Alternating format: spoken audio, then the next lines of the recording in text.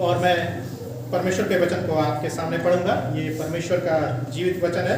परमेश्वर के जीवित वचन में इस प्रकार से लिखा हुआ है, यीशु मसीह का जन्म इस प्रकार से हुआ कि जब उसकी माता मरियम की मंगनी यूसुफ के साथ हो गई तो उनके इकट्ठा होने से पहले ही वह पवित्र आत्मा की ओर से गर्भवती पाई गई। अतः उसके पति यूसुफ ने, जो धर्मी था और उसे बदनाम करना नहीं चाहता था, उसे चुपके से त्याग देने का विचार किया। जब वह इन बातों के सोच ही में था तो प्रभु का स्वर्गदूत उसे स्वप्न में दिखाई देकर कहने लगा, हे यूसुफ, दाऊद की संतान, तू अपनी पत्नी मरियम को अपने यहाँ ले आने से मत डर, क्योंकि जो उसके गर्भ में है वह पवित्र आत्मा की ओर से है। वह पुत्र जनेगी और तू उसका नाम यीशु रखना, क्योंकि वह अपने लोगों का उनके पापों से उद्धार करेगा। यह सब इसलिए हुआ कि जो वचन प्रभु ने भविष्यवक्ता के द्वारा कहा था वह पूरा। देखो, एक कुंवारी गर्भवती होगी और एक पुत्र जनेगी और उसका नाम इमैनुएल रखा जाएगा, जिसका अर्थ है परमेश्वर हमारे साथ। तब यूसुफ नींद से जाकर प्रभु की दूत की आज्ञा के अनुसार अपनी पत्नी को अपने यहाँ ले आया, और जब तक वह पुत्र ना जानी तब तक वह उसके पास ना गया, और उसने उसका नाम यीशु रखा। आप सब अपने स्थानों पर बैठ सकते हैं। परमेश्वर अपने वचन के पढ़े और सुने आने पर हम सभी को आशीष प्रदान करें।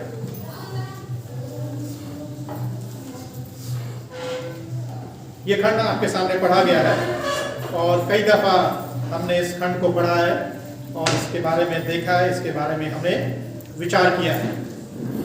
यदि हम प्रभु यीशु मसीह के बारे में बातचीत करें, परमेश्वर के पुत्र के बारे में बातचीत करें, तो परमेश्वर के पुत्र का इस संसार में आना मानव जाति या संपूर्ण मानवीय इतिहास की सबसे महत्वपूर्ण घटना है। इससे ज्यादा अद्भुत घटना ना तो कभी कोई हुई है और ना कभी कभी होगा। हम सब लोग न्यूज चैनल को देखते हैं। न्यूज चैनल में बार बार एक चीज को दिखाया जाता है। यदि कोई ऐसा न्यूज है जो बड़ा ही महत्वपूर्ण न्यूज है तो उसके नीचे हेडलाइन आता, लिखा हुआ आता है ब्रेकिंग न्यूज। ब्रेकिंग न्यूज करके आता है। तो ये वो ब्रेकिंग न्यूज है जो आज भी नया है और आज भी ताजा है, क्योंकि ये ऐसी घटना है जिसमें स्वयं परमेश्वर, संसार का बनाने वाला, संसार का सृष्टिकर्ता, मनुष्य का रूप धारण करके इस पृथ्वी पर आ गया। अपने आप को उसने नम्र और दीन कर दिया।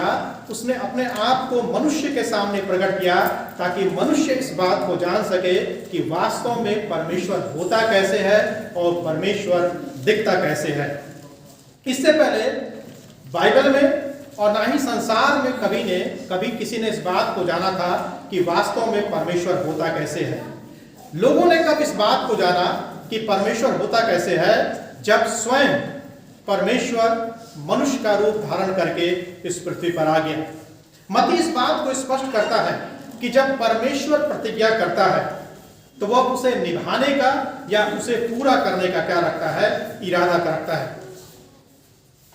यीशु मसीह का जन्म एक कुंवारी के द्वारा से मसाया के आगमन की एक पूर्ति थी। यानी कि जिस प्रकार से हम पुराने नियम में इस बात को पाते हैं कि प्रभु यीशु मसीह का जन्म होगा, मसाया का जन्म होगा और वो भी एक कुंवारी के द्वारा से होगा। तो जब प्रभु यीशु मसीह इस पृथ्वी पर जन्म लिया तो वो उस आगमन की या उस भविष्यवाणी की एक प्रकार से क्या था? पूर्ति था। मत्ती ने साथ ही साथ इस बात को भी बताया कि परमेश्वर यानी यीशु मसीह यानी मसाया के द्वारा वो अपनी प्रतिज्ञाओं को पूरा करना जारी रखेगा। और परमेश्वर के लोग उस समय में इस क्षण की प्रतीक्षा कर रहे थे, यानी एक मुक्तिदाता की प्रतीक्षा कर रहे थे, एक मसाया की प्रतीक्षा कर रहे थे कि जो इस संसार में आएगा और उनके लोगों को क्या करेगा?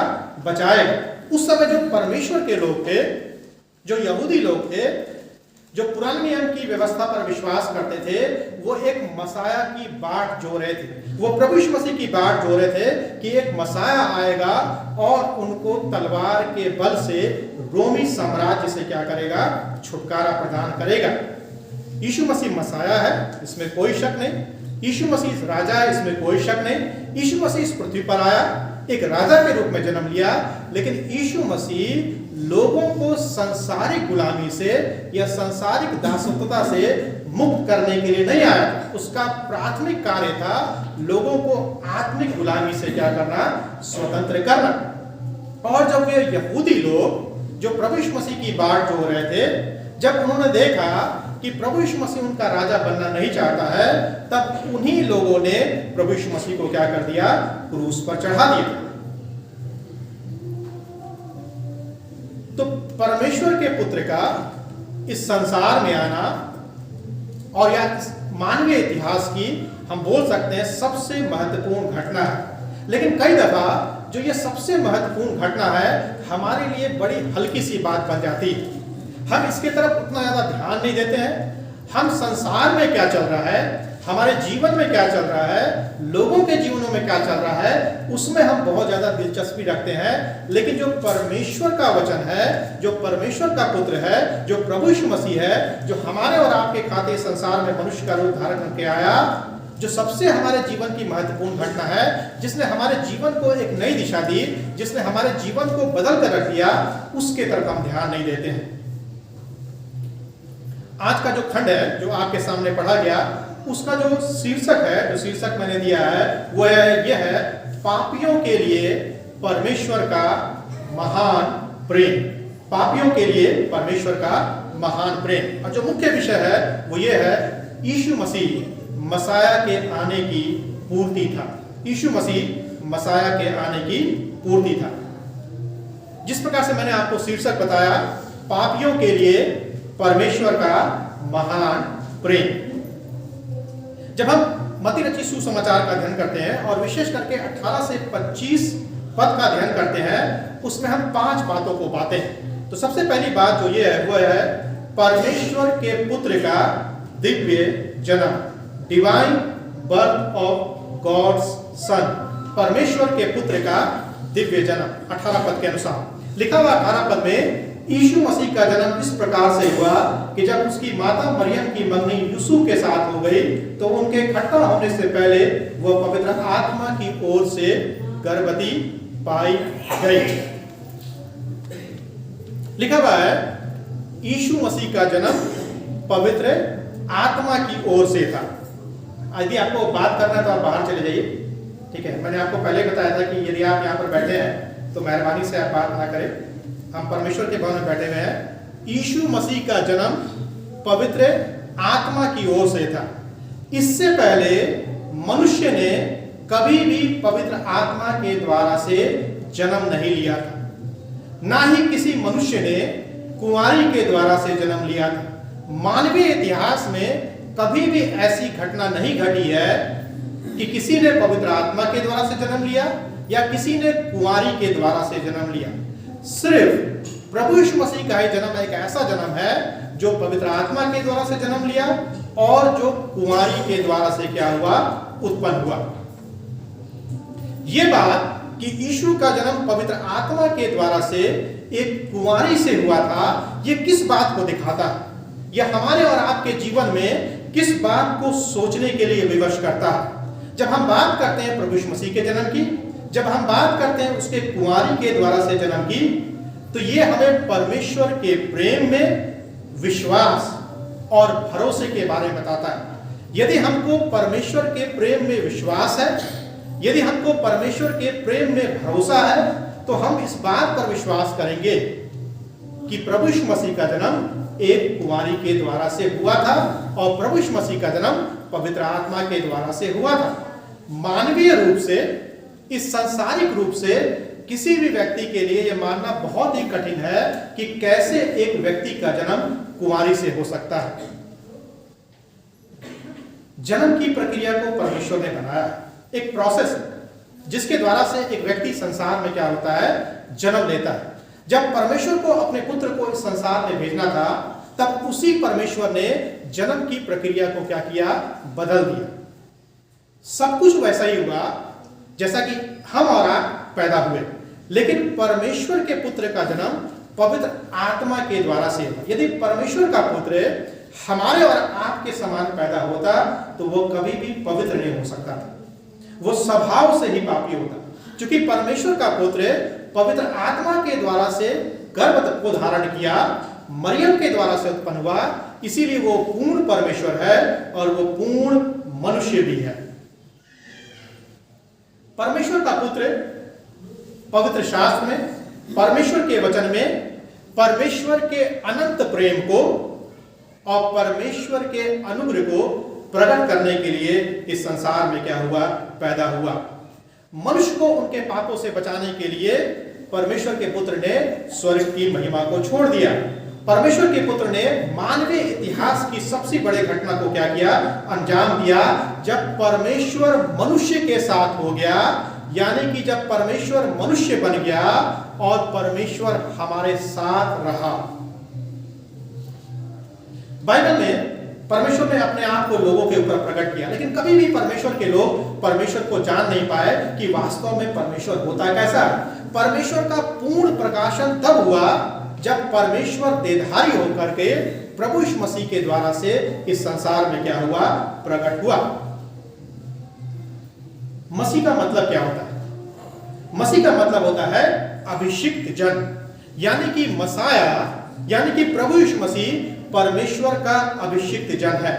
व्यक्तिगत रूप से इसका हमारे और आपके लिए क्या मतलब है? जब हम इस बात को बोलते हैं कि प्रभु यीशु मसीह अभिषिक्त जन है, प्रभु यीशु मसीह मसाया है, तो इसका हमारे और आपके लिए व्यक्तिगत रूप से क्या मतलब है? इसका व्यक्तिगत रूप से हमारे और आपके लिए मतलब है कि वो व्यक्ति जो हमारे और आपके जीवन में शांति को लाएगा। आज पूरा संसार, समस्त मानव जाति शांति की तलाश में। हम पैसे में शांति को खोज रहे हैं, हम विवाह से बाहर शांति की तलाश में हैं, हम धन के द्वारा से शांति को प्राप्त करने की कोशिश कर रहे हैं, एजुकेशन के द्वारा से, पदवी के द्वारा से, संसार में प्रसिद्धि के द्वारा से हम शांति की तलाश में हैं। लेकिन वास्तव में हमारे और आपके जीवन में शांति सिर्फ और सिर्फ प्रभु यीशु मसीह के द्वारा से ही आ सकती है, क्योंकि उसका नाम ही शांति का राजकुमार है। परमेश्वर का पुत्र इसलिए मसीह बन करके, इसलिए मानव बन करके संसार में जन्म लिया ताकि हमारे और आपके जीवन में वो शांति को क्या कर सके, स्थापित कर सके। यदि हम मरियम की बात करें, उसका विवाह से पहले गर्भवती होना उस समय काल की सबसे बड़ी घटना थी। इसका यह मतलब है कि यदि उस समय काल में कोई भी महिला विवाह से पहले गर्भवती हो जाती थी तो उस समय काल के लिए वो अच्छी बात नहीं थी। और जो दंड था वो दंड ये था कि उस महिला को लोग पथरवा करके, यानी पत्थर मार करके मार डालते थे। क्या आप सोच सकते हैं, जब मरियम गर्भवती हुई होगी तो क्या किसी ने उसकी बात पर विश्वास किया होगा?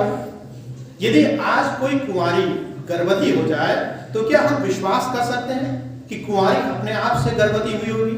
हम अपने मन में बहुत सारी कल्पनाओं को गढ़ने लगेंगे। जैसे ही हमको पता चलेगा फलाने महिला के बारे में, फलाने बहन के बारे में कि ये विवाह से पहले गर्भवती हो गई है, तो हम उसके बारे में बुरे बुरे विचारों को अपने मन में क्या करने लगेंगे, उत्पन्न करने लगेंगे। मरियम जब विवाह से पहले गर्भवती हो गई तो क्या किसी ने मरियम की बात पर विश्वास किया होगा? किसी ने उसकी बात पर विश्वास नहीं किया होगा। लेकिन मरियम ने इस बात के बारे में नहीं सोचा कि पड़ोसी क्या बोलेंगे। मरियम ने समाज के बारे में नहीं सोचा, परिवार के बारे में नहीं सोचा, लोगों के बारे में नहीं सोचा, देश और दुनिया के बारे में नहीं सोचा। उसने सिर्फ एक काम किया, उसने अपने आप को परमेश्वर के लिए क्या कर दिया, उपलब्ध कर दिया, ताकि परमेश्वर के दिव्य पुत्र का दिव्य तरीके से क्या हो सके, जन्म हो सके। यहां पर बात है उपलब्ध होने की। मरियम ने अपने आप को परमेश्वर के लिए क्या किया, उपलब्ध किया। माफ कीजिए, जब हम कभी कभी संदेश देते समय कठिन बात को बोलते हैं, कड़वी बात को बोलते हैं, हम सबको वो बात बड़ी जल्दी से चुप जाती है। अच्छी बात हम सब लोग सुनना चाहते हैं, हम में से कोई भी व्यक्ति कड़वी बात सुनना नहीं चाहता। यदि आप मुझे भी बोलेंगे तो कड़वी बात मैं भी सुनना पसंद नहीं करूंगा। मरियम ने अपने आप को परमेश्वर के लिए उपलब्ध कर दिया, अपनी इच्छाओं को मारने के द्वारा से। हम और आप क्या परमेश्वर के लिए उपलब्ध होते हैं? हम अपने आप को विश्वासी बोलते हैं। हम कब परमेश्वर के लिए उपलब्ध होते हैं? गुड फ्राइडे के दिन, ईस्टर के दिन, क्रिसमस के दिन। इन दिनों में हम बस परमेश्वर के लिए उपलब्ध हो जाते हैं, उसके बाद साल भर तक हम परमेश्वर के लिए उपलब्ध नहीं। यदि किसी बड़े व्यक्ति ने हमको बुला लिया, हम वहां पर उपलब्ध हो जाएंगे। यदि हमको राष्ट्रपति ने बुला लिया, हम उपलब्ध हो जाएंगे। बड़े अधिकारी ने हमको बुला लिया, उपलब्ध हो जाएंगे। अच्छी बात, कौन नहीं चाहता है कि यदि आपको कोई बड़ा व्यक्ति बुलाए तो आप उसके लिए उपलब्ध हों। लेकिन परमेश्वर के लिए उपलब्ध होना, इससे ज्यादा महत्वपूर्ण बात हमारे और आपके जीवन के लिए नहीं हो, कुछ नहीं हो सकती है। और मरियम ने इस बात को समझ लिया था कि यदि वो उपलब्ध होगी तो परमेश्वर के लिए उपलब्ध होगी। उसने अपने बारे में नहीं सोचा, परिवार के बारे में नहीं सोचा, समाज के बारे में नहीं सोचा, लेकिन उसने सिर्फ परमेश्वर के बारे में सोचा, परमेश्वर के पुत्र के बारे में सोचा, उस कार्य के बारे में सोचा जो परमेश्वर मरियम के द्वारा से अपने पुत्र को संसार में भेजने के द्वारा से इस संसार में पूरा करना चाहता था। यदि आज आप चाहते हैं कि परमेश्वर के पुत्र का जन्म आपके हृदय में हो, तो परमेश्वर के पुत्र का जन्म आपके हृदय में तभी हो सकता है जब आप परमेश्वर के लिए उपलब्ध होंगे। यदि आप परमेश्वर के लिए उपलब्ध नहीं है, परमेश्वर के पुत्र का जन्म आपके हृदय में कभी नहीं हो सकता। परमेश्वर उनके लिए उपलब्ध है जो परमेश्वर के लिए उपलब्ध है। यदि आप परमेश्वर के लिए उपलब्ध नहीं है तो परमेश्वर भी आपके लिए उपलब्ध नहीं है। इसलिए कई दफा क्या होता है, जब हम अपने जीवन में समस्याओं का सामना करते हैं, जब हम अपने जीवन में परेशानियों का सामना करते हैं, हम परमेश्वर को पुकारते हैं। मान लीजिए आपका किसी व्यक्ति से संबंध नहीं, साल भर तक आपने किसी व्यक्ति से संबंध नहीं रखा और आप अचानक से समस्या में आ गए। क्या आप सोचते हैं कि जिस व्यक्ति से आपने संबंध नहीं रखा वो व्यक्ति आपके लिए उपलब्ध होगा? वो व्यक्ति कभी आपके लिए उपलब्ध नहीं होगा। ठीक है, ऐसा ही परमेश्वर के साथ भी। हाँ, परमेश्वर दयालु है, परमेश्वर प्रेमी है, अनुग्रहकारी परमेश्वर है, लेकिन हमको भी तो परमेश्वर के लिए उपलब्ध होना है। परमेश्वर तो हमारे लिए 24/7 उपलब्ध है, 24 घंटा उपलब्ध है परमेश्वर। वो तो सोता भी नहीं है, ऊँगता भी नहीं है। हमारे लिए हमेशा परमेश्वर उपलब्ध है। जब भी हम परमेश्वर को पुकारते हैं, दिन और रात जब भी हम परमेश्वर को पुकारते हैं, परमेश्वर हमारे और आपके लिए उपलब्ध है। लेकिन प्रश्न ये उठता है कि क्या हम और आप परमेश्वर के लिए उपलब्ध हैं? यदि हम और आप परमेश्वर के लिए उपलब्ध हैं, तभी परमेश्वर का जन्म हमारे और आपके हृदय में होगा। अन्यथा परमेश्वर का जन्म हमारे और आपके हृदय में कभी भी नहीं हो सकता है। दूसरी बात, आवर डिसीजन मैटर्स। हमारा निर्णय मायने रखता है, हमारा निर्णय मायने रखता है। 18 से 19 पद के अनुसार जिनके बच्चे हैं वो अपने बच्चों के बारे में बहुत ध्यान देते हैं, क्योंकि उनके बच्चों का निर्णय और माता पिता का निर्णय बच्चों के भविष्य को क्या करता है? निर्धारित करता है। निर्णय, यदि आपने अपने जीवन में सही निर्णय लिया, आपका भविष्य अच्छा होगा। यदि आपने अपने जीवन में गलत निर्णय लिया, आपका भविष्य अंधकारमय हो सकता है। सब कुछ निर्णय के ऊपर डिपेंड करता है, डिसीजन के ऊपर डिपेंड करता है।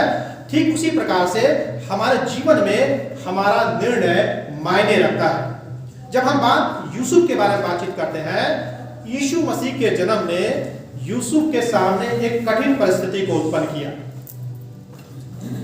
यीशु मसीह के जन्म ने यूसुफ के सामने उसके जीवन की सबसे कठिन परिस्थिति को उत्पन्न किया, जिसके बारे में उसने कभी भी अपने जीवन में सोचा नहीं था। वह अपने आत्मा में सबसे ज्यादा दुखित था, वह अपने आत्मा में सबसे ज्यादा विचलित था। उसको समझ में नहीं आ रहा था कि वो करे तो क्या करे। क्यों यूसुफ दुखी था, क्यों यूसुफ विचलित था, क्यों यूसुफ इतना ज्यादा परेशान था? मानसिक रूप से परेशान था, आत्मिक रूप से परेशान था, भावनात्मक रूप से परेशान था। क्यों? क्योंकि मरियम गर्भवती हो गई थी, जिससे उसका विवाह होने वाला था। वो महिला विवाह से पहले गर्भवती हो गई। वो मरियम से प्रेम करता था, उसने बहुत सारे सपनों को देखा था, लेकिन उसके सपने क्या हो गए? चकनाचूर हो गए। वो परेशान था, हताश था, निराश था, दुखी था। उसने कभी भी इसके बारे में सोचा नहीं था कि उसकी पत्नी के साथ ऐसा हो जाएगा। वो अपने जीवन की सबसे ज्यादा कठिन परिस्थिति में था। वो उससे प्रेम करता था, उसको बदनाम नहीं करना चाहता था। उसको लग रहा था कि मरियम ने उसके साथ क्या कर दिया है? धोखा दे दिया है। इसीलिए वो उसको चुपके से छोड़ना चाहता था, चुपके से तलाक देना चाहता था। जब यीशु मसीह का जन्म वास्तव में इस सब को ध्यान दीजिएगा, जब यीशु मसीह का जन्म वास्तव में हमारे और आपके जीवन में होता है या किसी भी व्यक्ति के जीवन में होता है, तब यीशु मसीह का जन्म हमारे जीवन में कठिन परिस्थितियों को उत्पन्न करता है, आसान परिस्थितियों को उत्पन्न नहीं करता। आप बाइबल के इतिहास को देख ले और पूरी दुनिया के इतिहास को देख ले और परमेश्वर के उन भक्तों के जीवन को देख ले जिन्होंने परमेश्वर की आज्ञाकारिता में अपने जीवन को व्यतीत किया। कहीं नहीं लिखा हुआ है कि जब उन्होंने प्रभु यीशु मसीह पर विश्वास किया, प्रभु यीशु मसीह ने उनके जीवन की परिस्थितियों को आसान बना दिया। आज बहुत सारी कलीसियाओं में बहुत सारे सेवकों के द्वारा आपको सुनने को मिलेगा कि यदि आप प्रभु यीशु मसीह पर विश्वास करेंगे, आपके जीवन की सारी समस्याओं का समाधान हो जाएगा। एकदम से गलत बात है। बाइबल में कहीं नहीं लिखा हुआ है कि यदि हम प्रभु यीशु मसीह पर विश्वास करेंगे, प्रभु यीशु मसीह का जन्म हमारे जीवन में होगा, प्रभु यीशु मसीह हमारे जीवन की परिस्थितियों को सामान्य बना देगा। हाँ, हमारे जीवन की जो सबसे बड़ी परिस्थिति है, हमारे जीवन की जो सबसे बड़ी समस्या है, उसको जरूर वो ठीक कर देगा।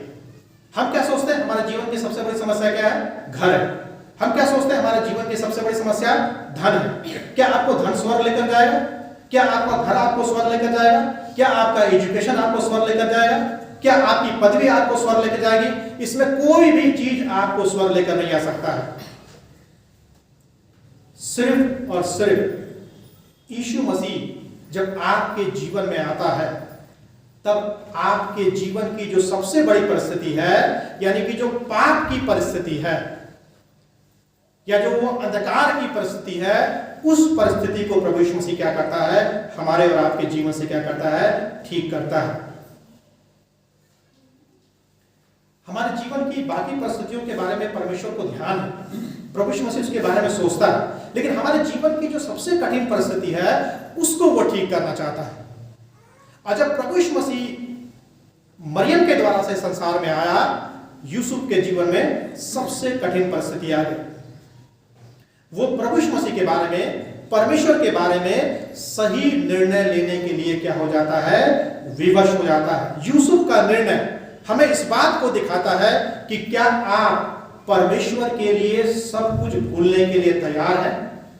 क्या आप परमेश्वर के लिए सब कुछ भूलने के लिए तैयार हैं? यूसुफ ने अपने आप को भुला दिया, अपने विवाह को भुला दिया, अपने स्वप्न को भुला दिया।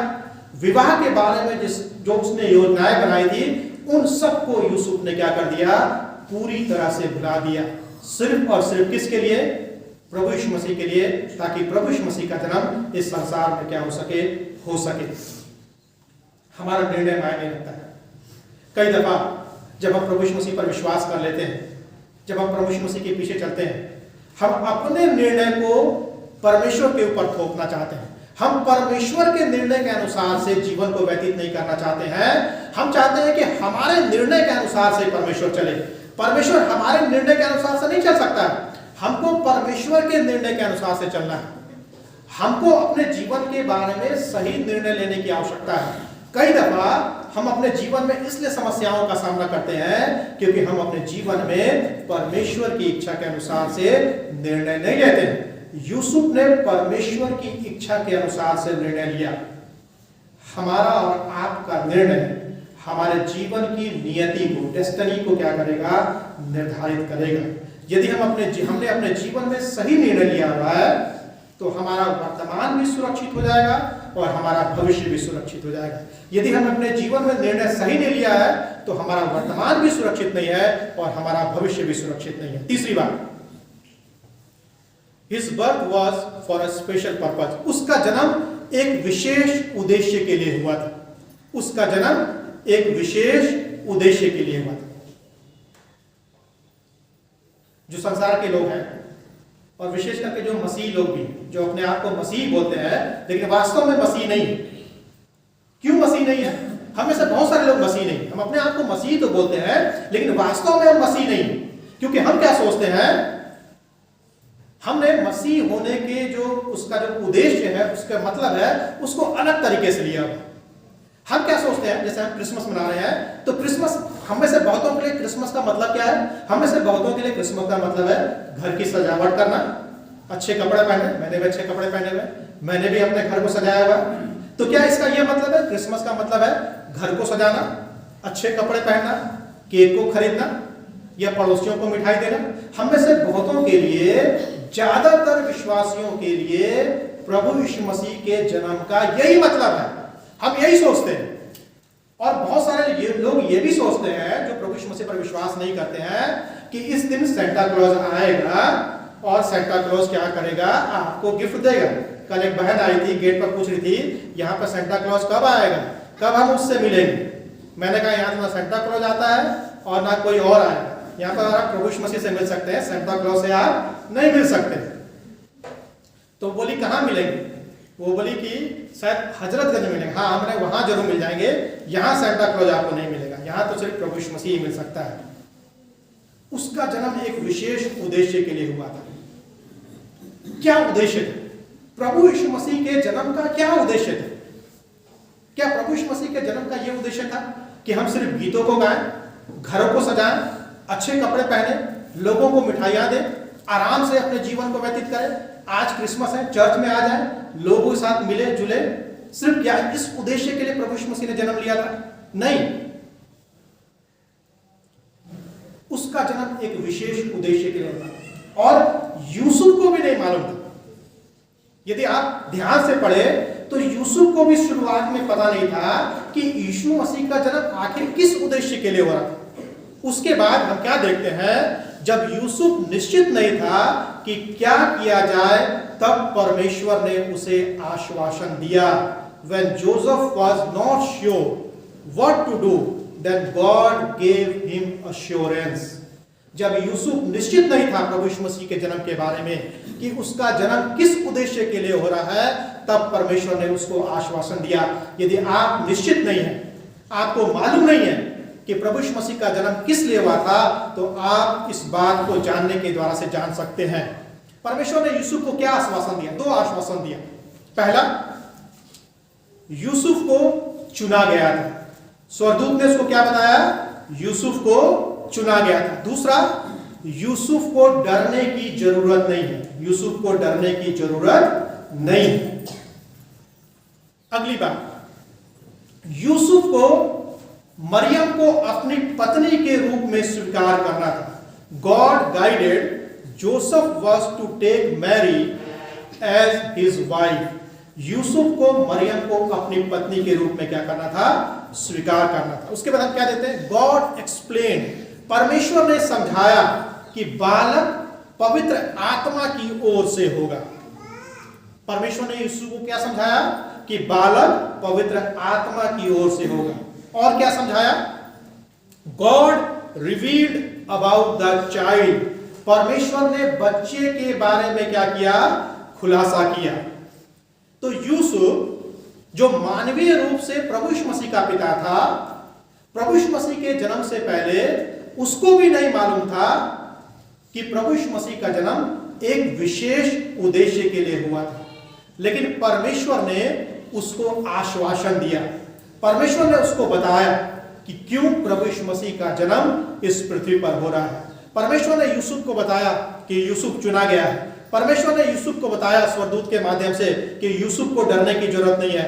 परमेश्वर ने यूसुफ को बताया कि यूसुफ को मरियम को अपनी पत्नी के रूप में स्वीकार करना है। परमेश्वर ने उसको समझाया स्वर्गदूत के माध्यम से कि जो बालक उत्पन्न होगा वो पवित्र आत्मा की ओर से होगा। परमेश्वर ने बच्चे के बारे में खुलासा किया, जो स्वयं परमेश्वर का बेटा था, उसके बारे में परमेश्वर ने क्या किया? खुलासा किया। क्या खुलासा किया? हिज नेम, उसका नाम क्या होगा? जीसस, उसका नाम यीशु होगा, मतलब सेवियर, उद्धारकर्ता या बचाने वाला। यदि आपने इब्रानी भाषा का अध्ययन किया होगा तो इब्रानी भाषा में जो जोशुआ है, जो नाम है, जो यहोशू नाम है, उसका भी वही मतलब है जो यीशु मसीह के नाम का मतलब है। उसका यह मतलब है यहोवा इज साल्वेशन या ही इज द सेवियर। यानी जो छुटकारे का विचार है वो ये है कि वो हमें एक ऐसे भयानक त्रासदी से बचाएगा जो हमें नाश की ओर ले जाता है। तो जो सबसे महत्वपूर्ण बात है जिसको हमको और आपको समझने की आवश्यकता है कि उसका जन्म एक विशेष उद्देश्य के लिए हुआ था।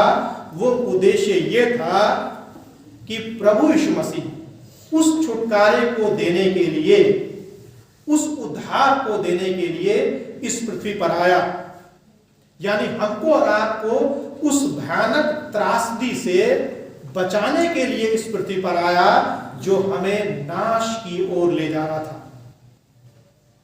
क्योंकि अदन के बगीचे में मनुष्य की अनाज्ञाकारिता ने मनुष्य को पतन की ओर ढकेल दिया था। मनुष्य का जीवन अंधकारमय हो गया था और मनुष्य का जीवन विनाश के गर्त में चला गया था। उस विनाश के गर्त से बचाने के लिए, उस अंधकार से छुटकारा देने के लिए, उस पतन से हमको और आपको बचाने के लिए प्रभु यीशु मसीह का जन्म इस पृथ्वी पर हुआ।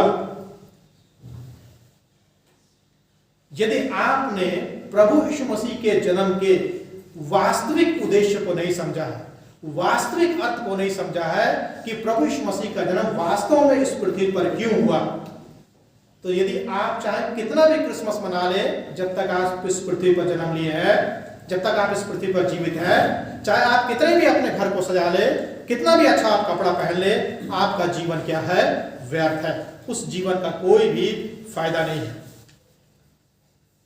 उसका मिशन क्या है? उसका उद्देश्य क्या है? क्यों प्रभु यीशु मसीह इस पृथ्वी पर जन्म लिया? उसका उद्देश्य क्या था? उसका उद्देश्य था अपने लोगों को उनके पापों से बचाना, उनके लोगों को, अपने लोगों को उनके पापों से क्या करना? बचाना। ये जो शब्द है बचाना या उद्धार, इसका एक ही अर्थ है। इसका अर्थ है छुटकारा देना। चाहे सेव और साल्वेशन दोनों का एक ही मतलब है। सेव और साल्वेशन का मतलब है डिलीवर्स, यानी कि बचाना या छुटकारा देना। और यीशु मसीह जो है वो प्रतिज्ञा किया हुआ मसाया है जो बचाता है। प्रश्न ये उठता है कि यीशु मसीह किन चीजों से अपने लोगों को बचाता है, किन चीजों से हमको और आपको बचाएगा? चार बातें हैं। पाप की सामर्थ से, पाप की गुलामी से, पाप के अपराध से और पाप के परिणाम से यीशु मसीह हमको और आपको इस पृथ्वी पर बचाने के लिए आया। पाप की सामर्थ से, पाप की गुलामी से, पाप के अपराध से और पाप के परिणाम से, यानी कि पाप के कारण से जो मृत्यु इस संसार में आई, उस परिणाम से बचाने के लिए हमको और आपको प्रभु यीशु मसीह इस पृथ्वी पर आया। हमको और आपको बुलाया गया। यदि हम और आप अपने आप को विश्वासी बोलते हैं तो हमको और आपको बुलाया गया। किस लिए बुलाया गया? अलग होने के लिए, एक अलग जीवन जीने के लिए और पाप के ऊपर विजय को प्राप्त करने के लिए। तीन चीजों के लिए हमको और आपको बुलाया गया। अलग होने के लिए बुलाया गया है, एक अलग जीवन जीने के लिए बुलाया गया है और पाप के ऊपर विजय को प्राप्त करने के लिए हमको और आपको क्या किया गया है? बुलाया गया। चौथी बात, 22 और 23 पद के अनुसार, उसका जन्म पुराने नियम के भविष्यवाणियों की पूर्ति था। His birth was a fulfillment of Old Testament prophecy. उसका जन्म पुराने नियम के भविष्यवाणियों की क्या थी? पूर्ति थी। यशायाह की पुस्तक 7 अध्याय के 14 पद में एक भविष्यवाणी यशायाह ने किया था कि उसका जन्म कुंवारी से होगा और उसका नाम इमैनुएल रखा जाएगा, जिसका अर्थ है परमेश्वर हमारे साथ है। जब मत्ती इस बात को बोलता है कि उसका नाम इमैनुएल रखा जाएगा, यानी जिसका मतलब है कि परमेश्वर हमारे साथ है, तब मत्ती दो बातों को बताने की कोशिश करता है।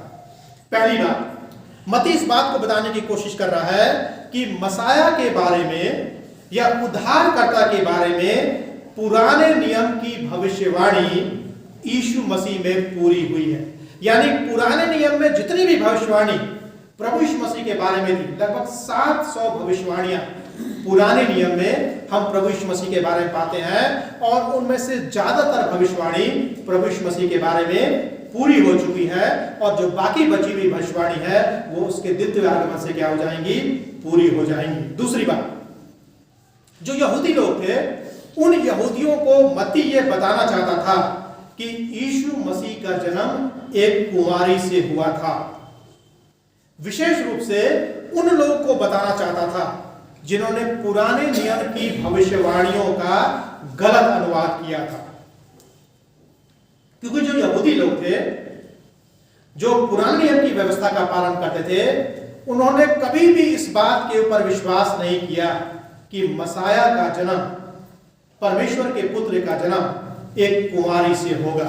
तो उन लोगों को बताने के लिए, उन लोगों को समझाने के लिए मत्ती ने अपनी पुस्तक में इस बात को बताने का प्रयास किया कि प्रभु यीशु मसीह का जन्म पुराने नियम की भविष्यवाणियों की पूर्ति है और प्रभु यीशु मसीह का जन्म एक कुंवारी मरियम से हुआ था। और वास्तव में ये इतिहास की एक सबसे महत्वपूर्ण घटना है, जब परमेश्वर मानवीय शरीर में प्रकट हो गया, जब परमेश्वर ने हमारे साथ क्या किया, डेरा किया, या हमारे साथ क्या किया, वास किया। अंतिम बात,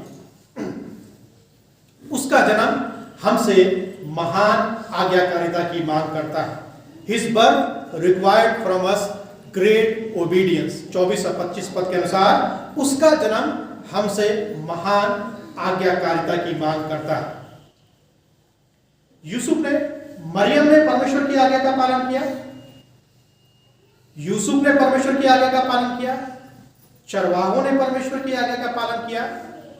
जो मजूसी परमेश्वर का दर्शन करने आए थे, प्रभु यीशु मसीह का दर्शन करने आए थे, उन लोगों ने भी परमेश्वर की आज्ञा का क्या किया, पालन किया। कठिन परिस्थितियों के बावजूद, बदनामी होने के बावजूद, अपने बारे में ना सोचते हुए भी उन्होंने एकदम से वही किया जो परमेश्वर ने उनको करने के लिए कहा था।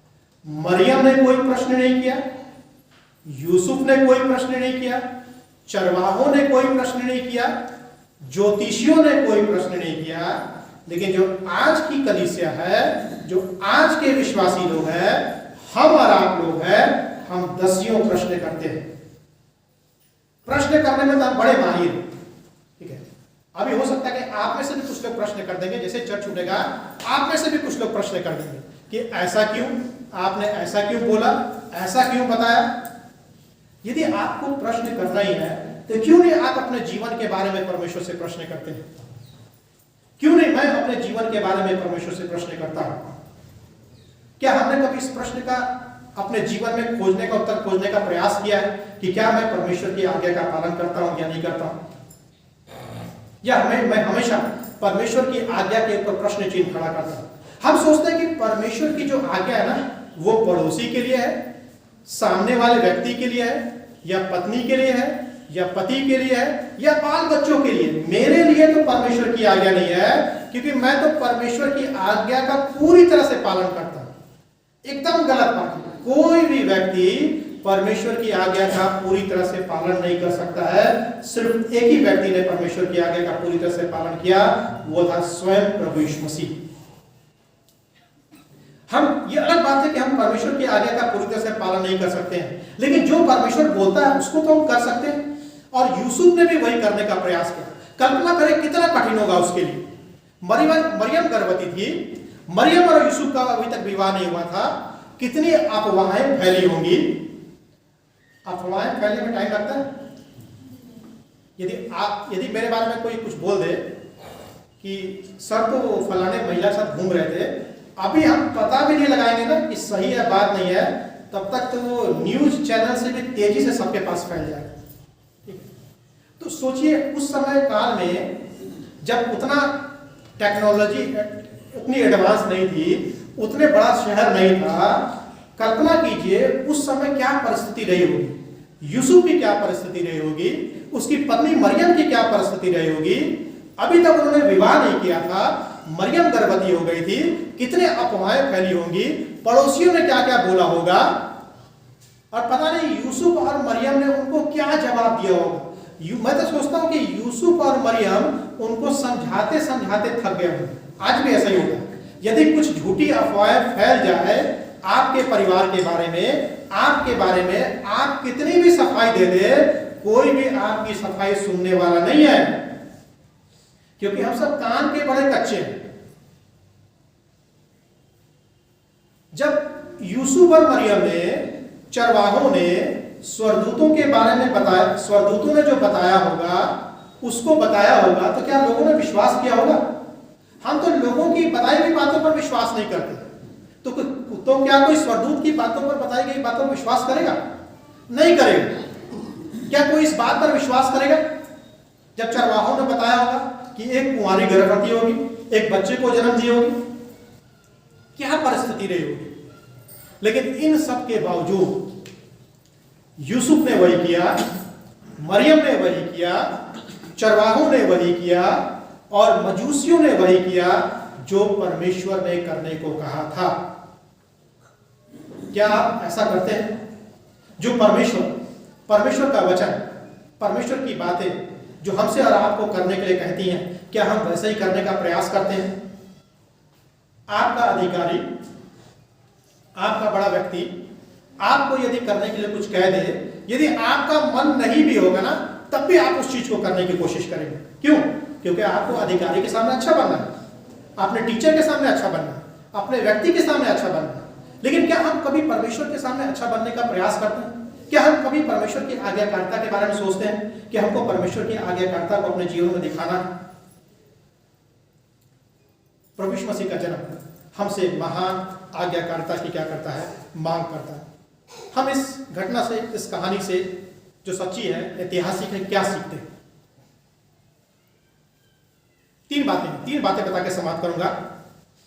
जो क्रिसमस की कहानी है, जो मानवीय इतिहास की सबसे महत्वपूर्ण घटना है, पूरे संसार की, पूरे बाइबल की, पूरे ब्रह्मांड की सबसे महत्वपूर्ण घटना है। और यह घटना जो है परमेश्वर के प्रेम के बारे में। क्योंकि परमेश्वर का प्रेम नहीं है तो फिर क्रिसमस नहीं। यदि परमेश्वर की कहानी में, प्रभु यीशु मसीह की कहानी में, क्रिसमस की कहानी में यदि परमेश्वर का प्रेम शामिल नहीं है तो फिर इस क्रिसमस को मनाने का कोई भी मतलब नहीं। यूसुफ का प्रेम किसके प्रति था? यूसुफ का प्रेम मरियम के प्रति था। यूसुफ के पास कई विकल्प थे। मरियम को छोड़ सकता था, मरियम को त्याग दे सकता था, मरियम की बदनामी कर सकता था, लेकिन उसने प्रेम का मार्ग चुना। उसने उस रास्ते को चुना जो सबसे कठिन रास्ता है। उसने इस बात का ध्यान दिया कि मरियम की कम से कम बदनामी हो, कम से कम लोग उसके बारे में क्या करें? बुरी बातें बोले। याद रखें, पहला कुरिन्थियों 13 अध्याय 17 पद में लिखा रहा है, प्रेम हमेशा रक्षा करता है। इसीलिए यूसुफ ने प्रेम से मरियम की रक्षा करने के बारे में सोचा। उसने मरियम की रक्षा करने के बारे में सोचा। उसने उस समय भी प्रेम के बारे में सोचा जब मरियम उसके प्रति विश्वासघाती हो।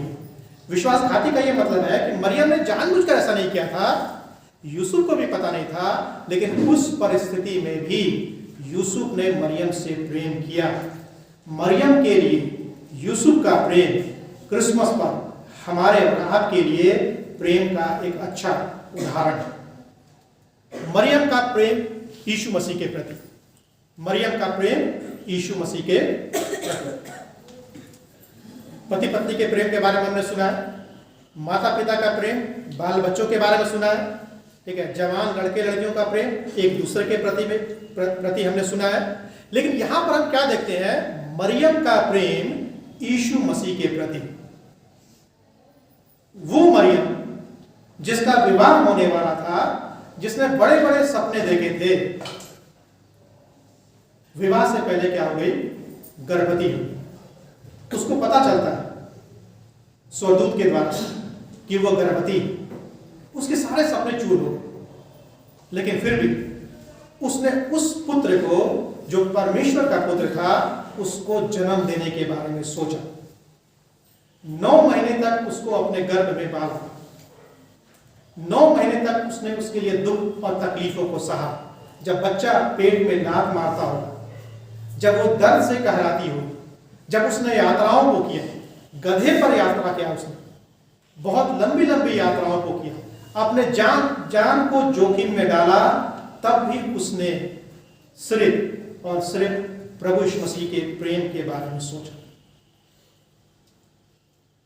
अपने बारे में नहीं सोचा, अपनी बदनामी के बारे में नहीं सोचा, यूसुफ के बारे में नहीं सोचा, अपने विवाह के बारे में नहीं सोचा, लेकिन सिर्फ और सिर्फ यीशु मसीह के बारे में सोचा।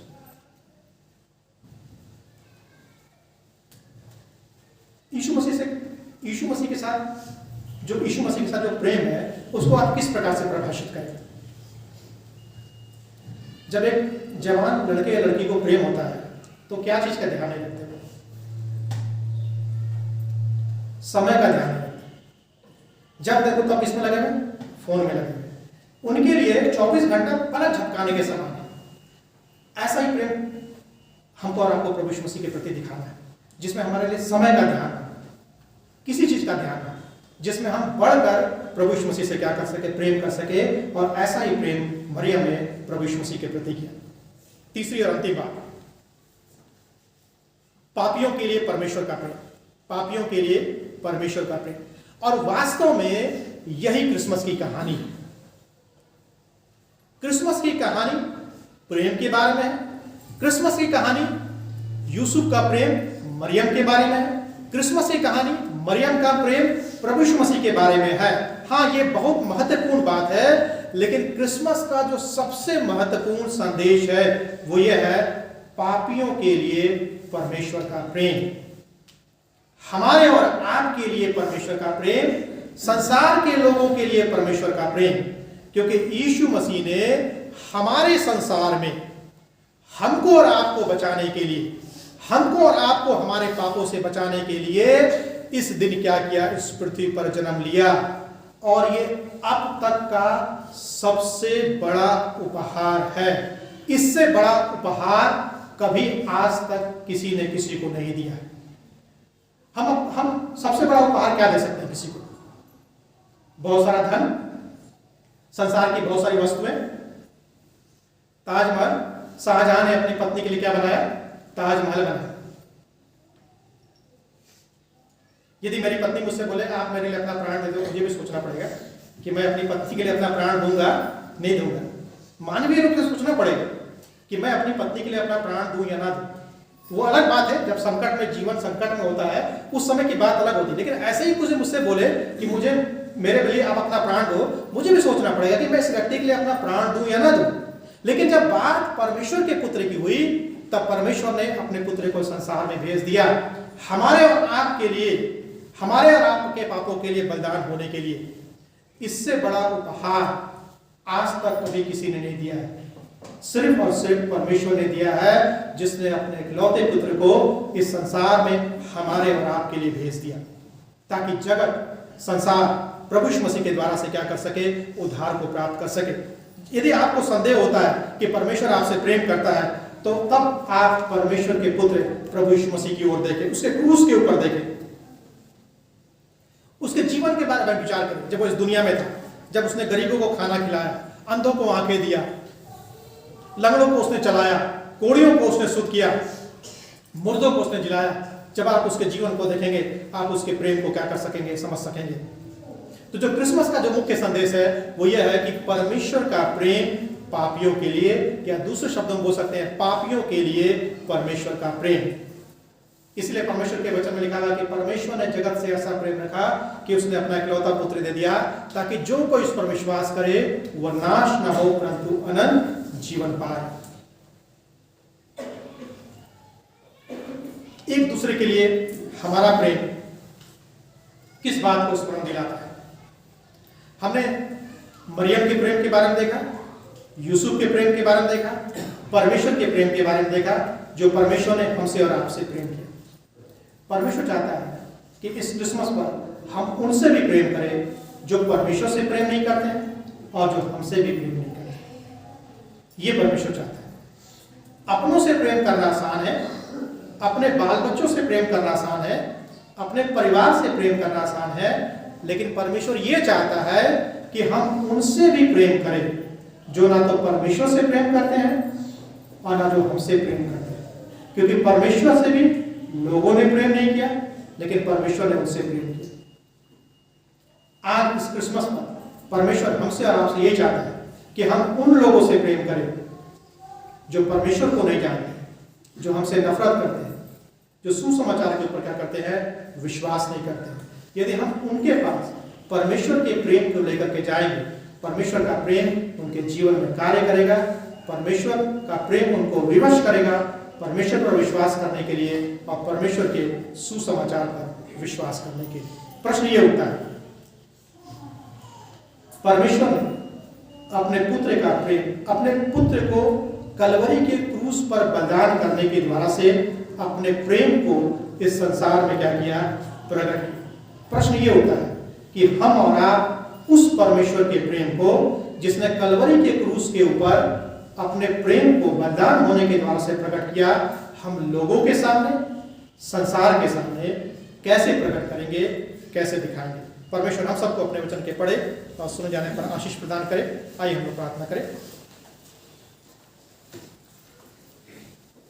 परमेश्वर पिता, हम धन्यवाद करते हैं आपके उस प्रेम के लिए जो समस्त मानव जाति के लिए था।